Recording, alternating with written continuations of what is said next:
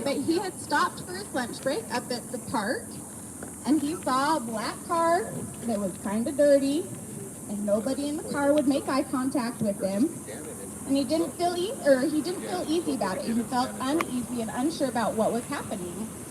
So Officer Ryman went, knocked on the window, started talking to him, and sure enough, the 15-year-old girl in that passenger seat of that car was a victim of human sex trafficking right here in home sweet home Henderson, second safest large city in the world. So I don't want you guys, or I guess I want to bring the attention to this, because even in such a beautiful place, evil exists, and we need to do everything that we can to be aware of that to help put an end to it. So what I wanted to talk to you guys about today are some of the signs, symptoms of human trafficking, and then some of the things that we can do as active members of our society to help prevent this as we move forward in the future, okay? So there are a lot of very, very common symptoms. Do any of you guys know what some of those signs are? I know teachers, my mom's a teacher here. The airport down here, right? Harry Reid International Airport. All of these people get trained to look for sex trafficking and human trafficking. So if you are not aware, some of those very big, obvious, general signs are if somebody is working in an environment with you and they don't have control or the ability to step away from that job and to try and go find something else that works better for them. Another one is if they do not have control of their finances, right? If you see somebody who works, who's always actively working, but they don't have the ability to go out with you and get coffee. They don't have the ability to go out and get sandwiches at lunch. They don't have the ability to handle their finances in any way, right? If you don't handle your finances, if you aren't on any of the paperwork for your cell phone bills or anything like that, you really don't have control of your life. Signs of physical abuse and injury. One of the ones that is a little bit less visible to the general public, but malnourishment is huge. However, when I was taking the Citizen Academy for the Henderson Police Department, they talked about choking and strangulation, which is a common theme in the world of sex trafficking. But these people are smart, right? Bad guys are a little smart, not a lot smart, but they're smart enough. So while they choke you, you're not going to see the signs of the physical bruising around the neck. However, those broken blood vessels in the mouth, broken blood vessels in the eyes, and on your ears, these more delicate areas of your body, when that pressure gets applied, those blood vessels pop and you get those little red dots all over. So that is another sign and symptom. If you're talking with someone, they're really probably not going to be smiling a lot. But if you notice those signs and symptoms, they are signs and symptoms of someone who's being sexually abused. Another one is, are they always accompanied by somebody else who speaks for them, right? And we're not talking about my little kids who still do get to answer for themselves, but if they are an adult or a teenager who is not allowed to answer simple and direct questions, when you say, hi, what's your name? Where do you go to school? If they're not someone who answers and are looking, trying to make sure they're okay to give an answer, somebody else is answering for them, that is a sign of abuse and human trafficking. They won't make eye contact with you. They do not have an ID. They aren't knowledgeable of their whereabouts. They appear to be intimidated and again malnourished and not having friends that are around their age. Those are all very common and most of them very visible signs that you have to look for, but if you're actively taking the effort to look for them, you can see those signs and symptoms and then go to the appropriate authorities to report them to get investigations underway to try and help these people. Now, the next thing that I wanted to talk about, and something that I am super passionate about, is what can we do to prevent this? I know you guys have seen I've got 3 young children. I've got multiple nieces and nephews. I've got friends and family who I absolutely love and adore, okay? These little ones who cannot protect themselves are people who we need to step up and do what we can to protect. So I want to talk about 3 big things that we can do to protect children in our lives. So the first one, and again, this is going to be super common sense to you guys once we point it out, but the first thing is you need to assess risky situations and evaluate the risk of those situations, okay? So we're talking a risky situation, common ones that we always think of, right, are slumber parties, or your kid's going to go spend the night somewhere. That's a risky situation. Other risky situations nowadays, you guys, school, okay? There's all sorts of problems going on in the school district. So you need to study and look into your children's teachers, and you need to have conversations. This is actually the third point that I'm going to bring up. But the second one is you need to teach your children acceptable, healthy boundaries, and then how to apply and instill those boundaries and make sure that those boundaries are respected and met, okay? So with our kids, I started, because again, my husband's a retired HPD police officer.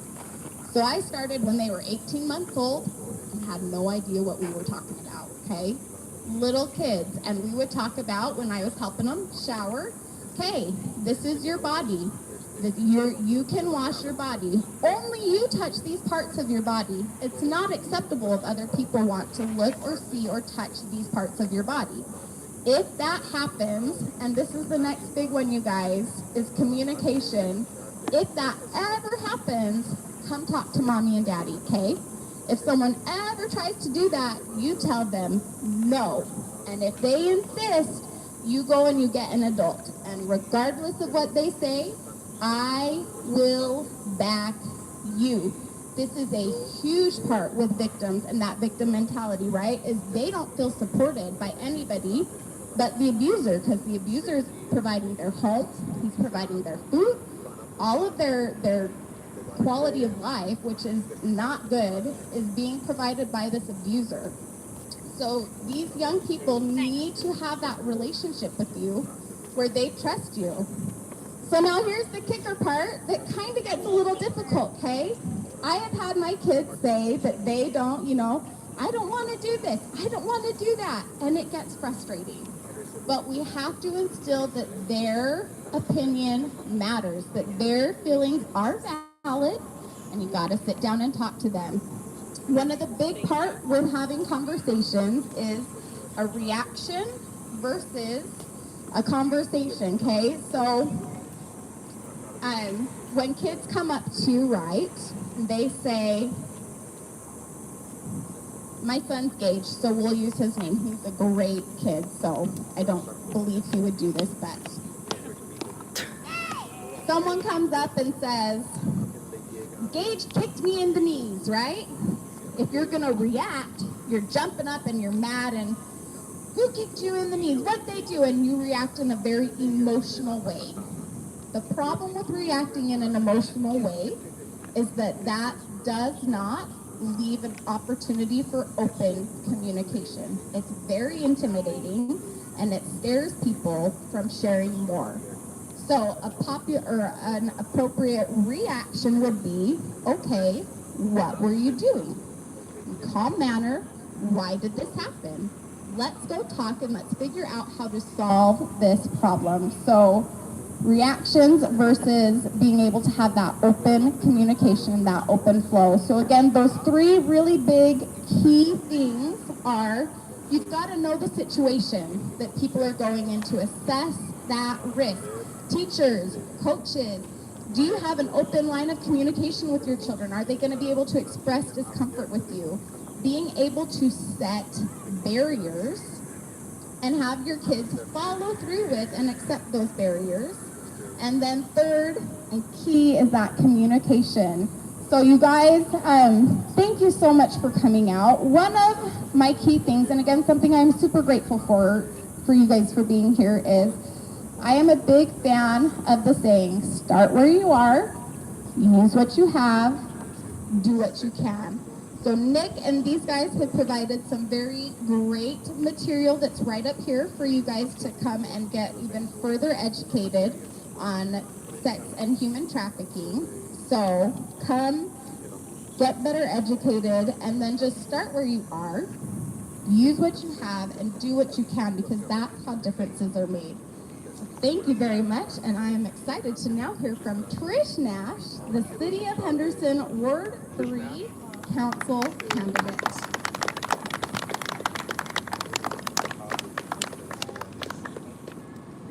Great job, Ellie. Great job. Well, thanks for being here on this muggy day. At least we didn't get rain. That's a good thing. So I'm here because I am very involved in an organization called Living Grace Homes. And it was founded, thank you, it was founded in 2007 by Kathleen Miller. And the way that I met Kathleen was I was the president of our church's, the founding president of our church's women's group. And she came in to speak. She had just started her organization, and it resonated with me. And, you know, this isn't something that I openly share to a lot of people, but because of what we're talking about, I will share this. The reason that I was involved is because I, too, was sexually abused at a very young age, and family member, and ended up pregnant and 16 years old, and made a bad choice, had an abortion, and regret that, and as a result of that, could not have children. So, there's a lot of emotions that you go through as a young person. I grew up in a single family. I really thought that the problem would just go away, and instead it went with me the rest of my life. And so I made a very conscious decision that I wanted to make a difference in the lives of young ladies. And when I heard about Living Grace, I started crying. I went up to Kathleen and I said, I need to help. I need to help because it's almost my penance for the choice that I made when I was young. So, about Living Grace Homes, we have helped over 600 young ladies, 600 young ladies. And one of the things that we have 2 homes that are located in Henderson. And it's wonderful that we have this opportunity for these young ladies, and I would like to introduce Shanice. Shanice is one of the house mothers. And not only is she a house mother, but she's a former resident. And she has an amazing story. They all have amazing stories, and it's just wonderful to see young ladies like you transform and do great things. So, and thank you for being here. Thank you so much. So if there's any questions you have, I would say go and talk to Shanice afterwards, because she can definitely give you some true insight on what it's been through Living Grace Homes. So I'm going to give you some statistics, and that is that 15 to 20% of the residents that come through Living Grace Homes are victims of sex trafficking. And it may be more, because many of them don't talk about it. And oftentimes, these victims are trafficked by their parents to get drug money. I mean, that's horrible. And what they don't have is they don't have a strong family system. And, I know that you're all caring people and good parents, and it's wonderful that your kids have that strong family support system. But what they're looking for love. They want to be cared for. They just want to feel important. And some of them have been kicked out of their homes by their parents, by their family. So they have nowhere to go. They go to a park. They sit at a park. And some nice guy comes up and says, I can help make your life better. I can give you housing. And so then it begins. The grooming begins. We had a young lady who was from Honduras, and she was trafficked by a young man, 20 years old, and was brought with her mom and her 2 siblings.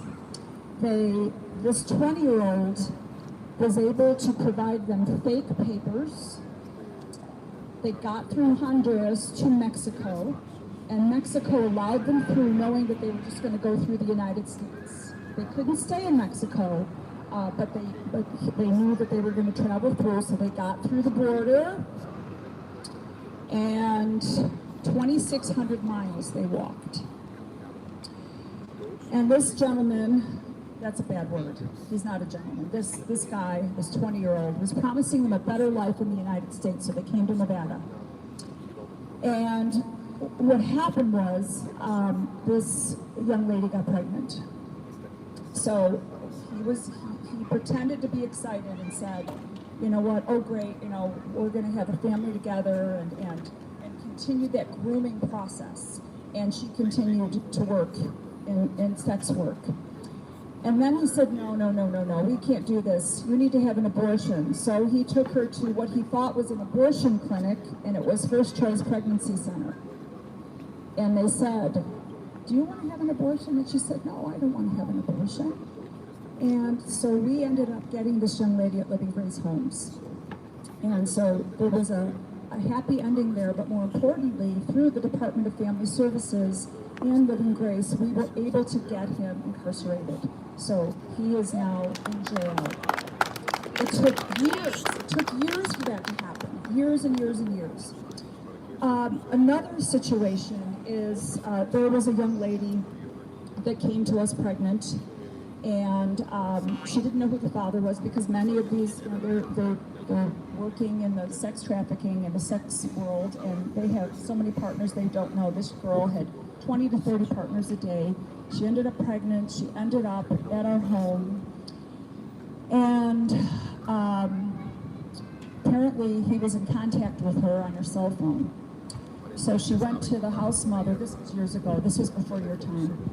And she said, you know, I want to take a walk to the park. So she went to the park and never came back. So we don't know what happened to her. Pregnant, and we were able to find out that she had been lured by the trafficker. So as a result of that, we've implemented the buddy system. You want to go to the park down the street, you've got to go with a buddy. So there's several organizations that we work very closely with. One is Shiro. So what Shiro does is they help rescue women and then place them in homes. And then there's another one in Ellie. I know your mom worked for this organization, Refuge for Women. And they have 2 homes, but they also have homes in other states. So what happens is the first home is, it's more of the, I guess you call it the deprogramming. And because there's a lot, you know, these young ladies have to go through a lot, because now they've, you know, for so long they've been told, you know, that they're going to be loved, that they're nothing, and that they have to do this. And so there's a whole process, a psychological process that they have to go through, and the heart process they have to go through. And then the other house is more for getting them back into society, helping them with education, helping them get a job. But oftentimes, they can't reside here in Nevada because that trafficker is going to come after them. So then they will place them in a house, if they have homes in Atlanta, they might transfer them to Atlanta. So these are organizations that we work very, very closely with. So I just want to close by saying thank you for doing this. More people need to be aware. Some people don't know that, as Ellie said, it's right here in our backyard. And if any of you have any interest in volunteering for Living Grace Homes, there's a tremendous opportunity there. And also I told Ellie about this last night, there's a 17-minute documentary on YouTube, and many of you may have seen it. It's called Groomed by Travis Plunkett. And it really helps you understand what happens in the grooming process, and right here in our backyard at a park, and how they're lured in and they're told things that these young ladies just want to feel pretty, they want to feel important, they want to feel loved, and there's a whole psychological process that this video takes you through to explain what happens to these young ladies. So once again, thank you for the opportunity. Thank you, Shanice, for being here and for being a true example of transformation. And I thank all of you, and God bless you all.